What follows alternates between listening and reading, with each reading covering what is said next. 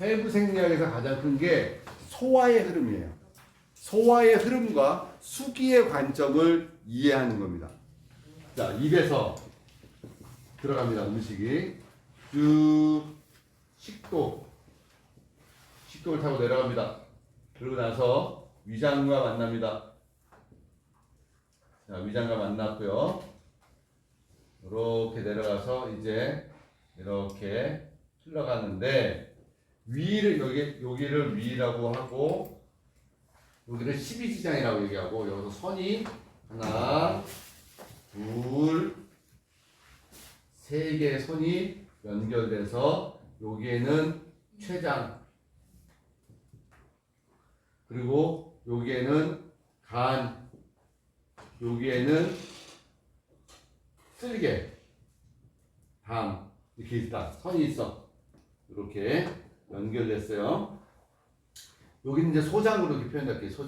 소장이 12m가 있고 여기서 이제 찌꺼기가 만나서 대장으로 만나서 상행결장 또 이쯤 와서 행행결장 일로 와서 하행결장 자, 항문으로 벌어지는 과정입니다. 자, 그러면 위가 여기 시작하는 문을요 우리는 분문이라고 얘기해요. 나가는 문을 유문이라고 얘기해요. 위에는 HCl이라는 염산이 나옵니다. 염산 얼마나 독하냐면 얼굴을 뿌리면 화상을 입을 정도의 염산이에요. 얘가 내 위를 손상 못하게 해서 위액이 나옵니다. 이렇게 위액이 염산을 막아줍니다. 근데 위액이 약하면 위 염산이 내 위를 손상을 입혀요. 이게 위 궤양이 일어나요. 뚫어지죠. 자, 입에서 아밀라제가 와서 여기서 탄수화물을 분해시키죠. 탄수화물을 잘라서 소화시켜요. 자르고 분해시켜서 일부 소화시켜서 보냅니다. 그러면 위장에서 HCl 있고 여기서 단백질을 일부 분해를 합니다. 단백질. 펩신이라는 게 나와서 단백질을 분해시킵니다. 그리고 나서 수분의 20%를 위장이 흡수합니다. 수분의 20%. 수분. 그리고 나면 위 겉에 얇은 혈관이 연결되어 있어요. 이렇게. 연결되어 있어서 그 혈관을 통해서 그 뽑은 거를 그대로 어디로 가냐면 얘가 간으로 보냅니다. 이렇게. 간으로 보내요. 일단 요것도 간문맥인데 영양분을 보내고 나가는 게 유문입니다. 정상적인 음식이 들어가면 3시간. 제가 얘기하는 게 가벼운 야채, 가벼운 식사한 3시간, 고기 들어가면 7시간 정도가 위장에 머물어요. 육류가 들어가면. 그래서 여기서 머물고 나서 여기서 여기까지는 12지장이라고 그래요. 12개 손가락 12지장. 12지장도 소장에 들어갑니다. 여기에 염산이 가득 묻은 그 음식이 죽처럼 돼가지고 내려갈 때 12지장이 잘못하면 손상받죠. 타죠.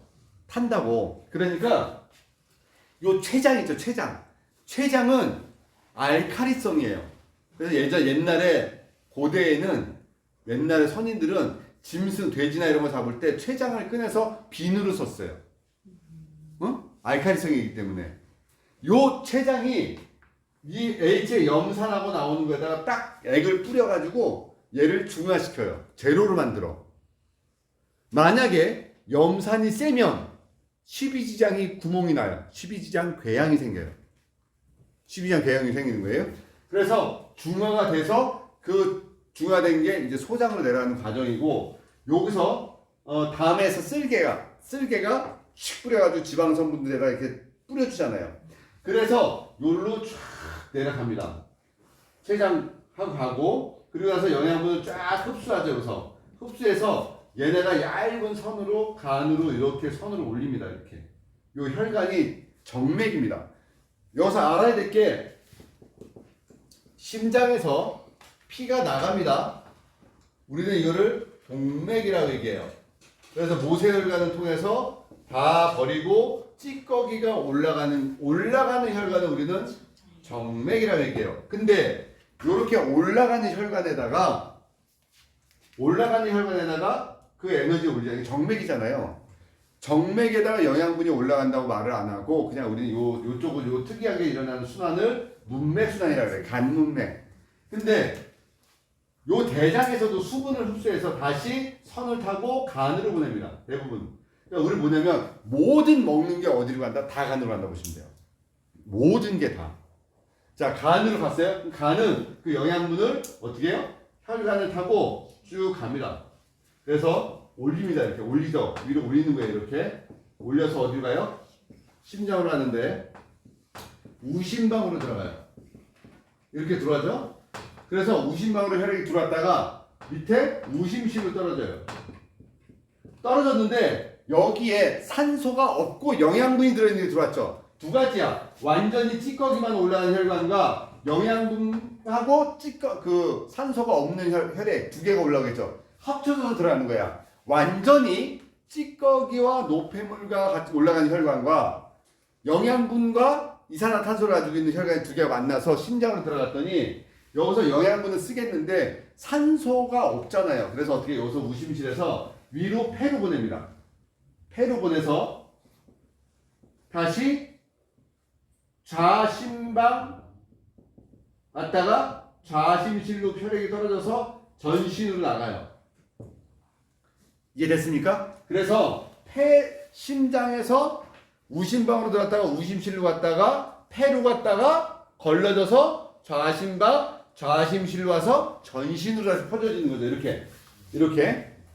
그래서 자 이제 여기서부터 이제 고민스러운 부분이 뭐냐면 수기적 관점에서 해부 생리학은 이게 답니다만 여기서부터 좀 풀어나가야 돼요. 어떻게 푸냐면 음식이 위장에 들어갔어. 몸에서 어떤 일이 벌어지냐면요. 혈액이 10개가 돌고 있어. 내 몸에서 10개의 혈액이 막 돌아요. 머리도 갔다가 손도 움직이고 눈도 보고 무릎도 움직이고 있는데 갑자기 입으로 음식이 들어오면 어떻게 피가 전부 다 위장으로 쏠리는, 대부분이 전부 다가 아니라 많은 양의 혈액이 위장으로 몰립니다. 왜? 여기 움직여야 되니까. 마치 그거야. 어느 지역에 샵을 운영하는데 갑자기 고객이 너무 많이 몰리니까 주변에다가 도와달라고 해서 사람 몰리듯이 얘가 음식이 들어오면 혈액이 몰려서 위장을 막 움직이면 어떻게 돼요? 머리 있던 피가 내려갔더니 어떻게 멍해지고 졸린 거고요. 팔을 움직여야 되는데 피가 빠지니까 기능이 떨어져요. 그래서 그 손을 써서 작업하는 회사들은요. 산재 사고가 제일 많이 일어나는 시간이 음식 먹고 난 점심시간 이후예요. 왜? 혈액이 빠지고 뇌에서 피가 빠지니까 의식도 떨어지고 기능도 떨어지는 거예요. 제가 그래서 점심을 못 먹었다고요. 이 일을 할 때. 왜? 점심을 먹어버리면 오후에는 테크닉이 안 돼요. 내가 생각도 안 나고 졸리기도 하고 손 동작이 잘 안 나오더라고요. 그래서 점심을 못 먹기로 했다고요. 그래서 제가 여러분들 강조하는 게 수기 치료하는 사람은 점심시간을 2시간 가져야 된다. 밥을 먹고 점심시간에 고기 먹으면 안 되고 7시간 동안 위장이 남아있으면 되겠잖아요. 7시간 동안 고기가 점심시간에 고기 먹어버리면 7시간 동안 피가 거의 다 뺏기고 있는 거예요. 간단하게 먹어야 돼요. 그리고 나서 최소한 2시간 정도의 점심시간을 가져서 혈액이 위장에서 빠져나와야지 동작이 나오기 때문에 점심시간을 길게 가지셔야 된다 얘기하는 거예요. 그래야지 능률적이다. 또 하나, 역으로 고객이 밥을 먹고 왔어. 샵에 본인이. 그럼 이 사람은요 어깨가 아프든 등이 아프든 교정이 안 됩니다. 왜? 혈액이 돌아야지 치유 반응이 일어나는데 음식이 위장으로 들어가 있으면 혈액이 위장에 쏠려 있기 때문에 이 사람한테는 효과가 안 나요. 그래서 어떻게 됩니까? 고객 관리 받으러 오시기 전에 점심이나 아침밥을 서너 시간 전에 드시든 아니면 공복 상태에 오셔야 되겠죠. 제일 좋은 거 보니까 저녁 드시고 아침 굶고 점심시간 전에 오는 요 타임이 최고의 치료가 잘 돼요. 관리가. 그래서 이 장부의 흐름을 이해하는 겁니다. 그 중에 하나가 뭐냐면 음식물이 위장에 없을 때 관리하자.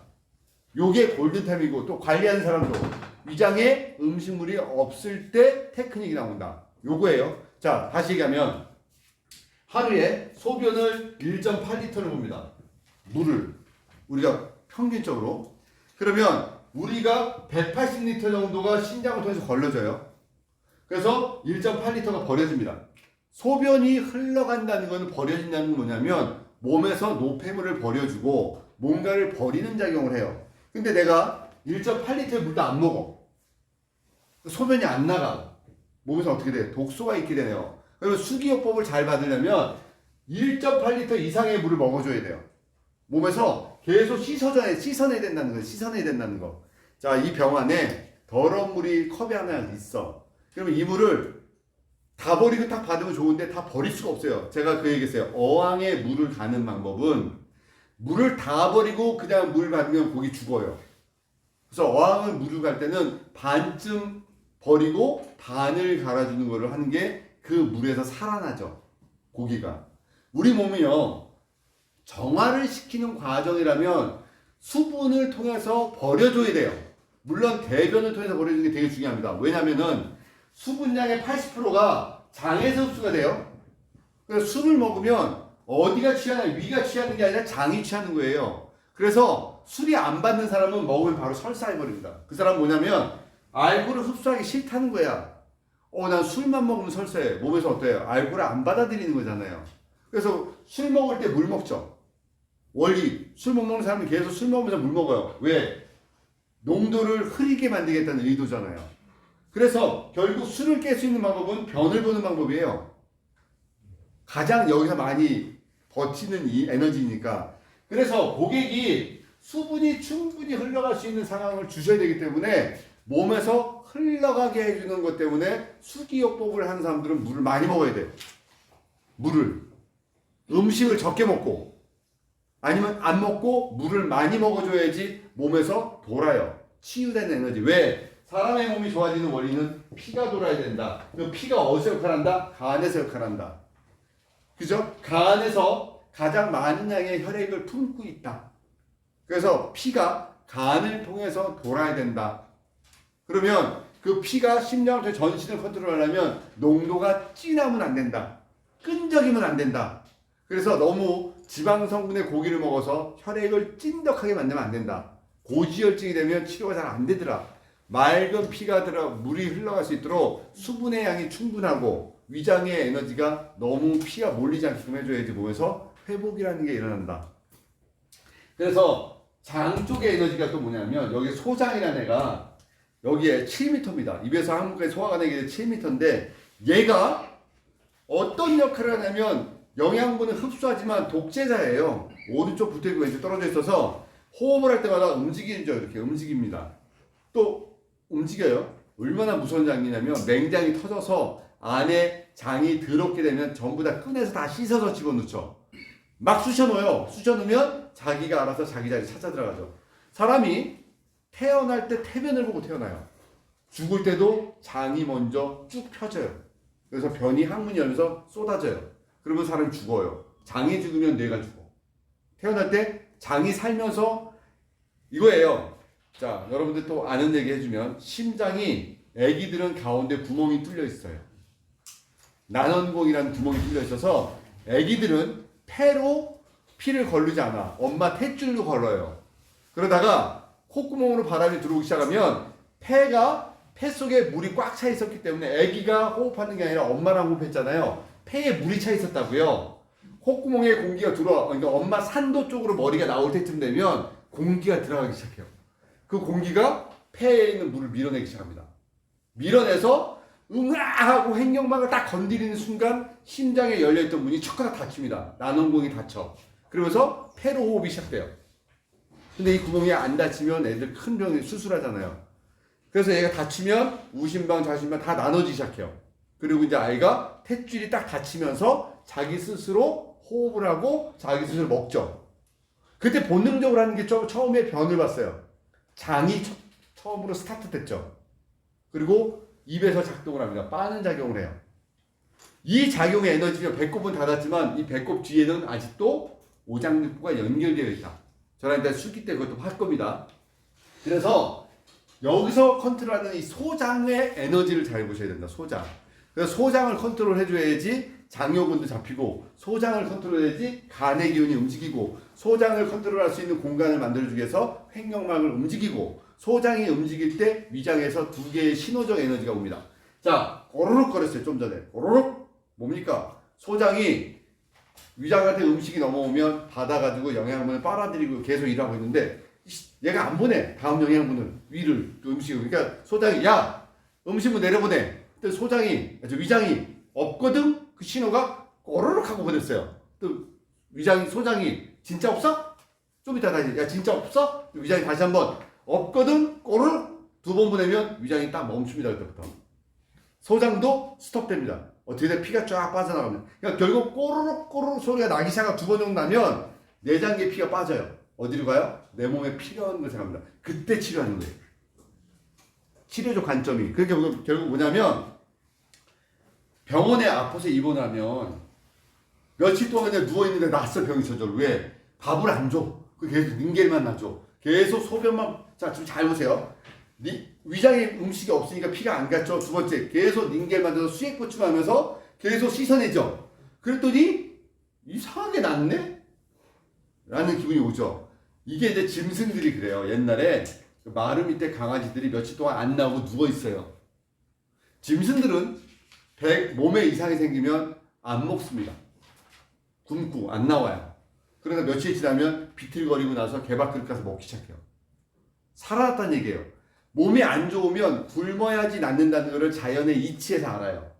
근데 우리 인간은요, 먹고 죽은 귀신은 때깔도 좋다고 먹여요. 그죠? 자, 일반적인 짐승은 위장의 크기의 80%만 먹어요. 돼지는 위장의 크기의 100%를 먹어요. 사람은요, 120%를 먹어요. 적절하게 피가 와야 되는데 왕창문입니다. 그래서 오죽하면 선현들이 위경락에다가 2개의 혈자리를 이름을 지어줬어요. 하나가 불용, 하나가 승만이라고 줬어요. 위장의 음식은 여기까지 채워 승락할게 승만.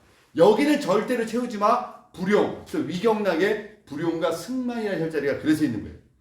자, 수기적 관점의 해부생리학을 정리하자면 지금 제가 여러분들에게 설명했습니다. 어떻게 해라? 음식이 들어가지 않게 해주고 수분을 충분히 보충시킨 상태에서 장부의 기능이 원활한 상태.